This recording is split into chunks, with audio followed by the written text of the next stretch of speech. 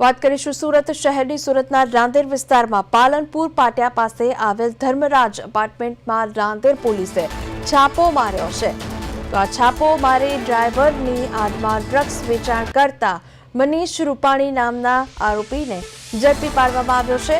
પોલીસે આરોપી પાસેથી 5.21 ગ્રામ મેફેડ્રોન ડ્રગ્સ તેમજ 5.53 ગ્રામ બ્રાઉન હેરોઇન સહિત કુલ 1,74,000 મુદ્દામાલ જપ્ત કરી લીધો છે। તો પૂછપરછ દરમિયાન આરોપીએ મુંબઈના પેડલર રિઝવાન અને જાવેદ પાસેથી આ ડ્રગ્સ ખરીદ્યાની કબૂલાત કરી હતી, જેના આધારે પોલીસે બંને પેડલરોને વોન્ટેડ જાહેર કરી વધુ તપાસ હાથ ધરી છે।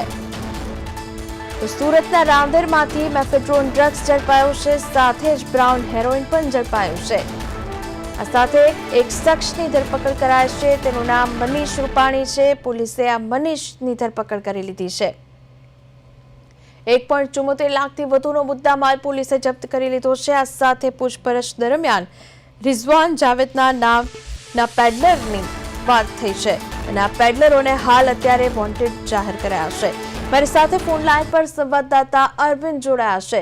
અરવિંદ, દારૂ અને ગાંજો તો ઠીક, પણ હવે સુરતની અંદરથી મેફેડ્રોન ડ્રગ્સ અને લાખોની કિંમતનો આ મુદ્દામાલ ઝડપાઈ ગયો છે। શું છે આ બાબતે અપડેટ?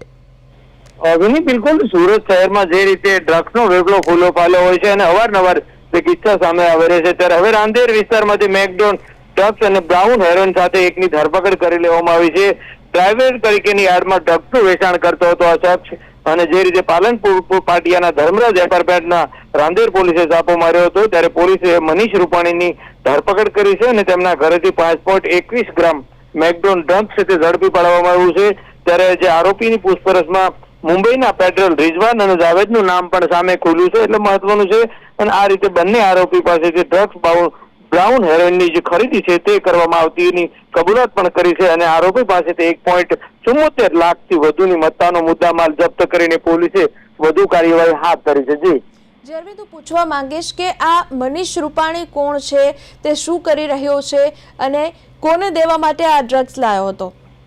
બિલકુલ, આ મનીષ છે તે બંને અહીંયા સુરતમાંથી જે છૂટક જેને આપવાનું હોય છે, એટલે આ ડ્રગ્સના વેપલામાં જે દૂષણમાં હોય છે, પરંતુ મહત્વનું છે બંને નામ જે ખોલ્યા છે કે બંને આરોપી જે મુંબઈની પેડરલ એટલે કે રિઝવાન અને જાવેદનું નામ સામે આવ્યું છે।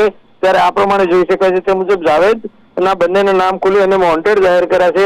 ત્યારે જે રીતના દ્રશ્યોને ખાસ કરીને ઉડતા પંજાબ હોય તેવી સ્થિતિ જોવા મળી રહી છે, ત્યારે સુરતમાં આ પ્રમાણેની પરિસ્થિતિ છે તે દેખાઈ રહી છે અને પોલીસે હવે કડકાઈભર્યું વલણ અપનાવ્યું છે, પરંતુ સુરતમાંથી આ રીતે નશા।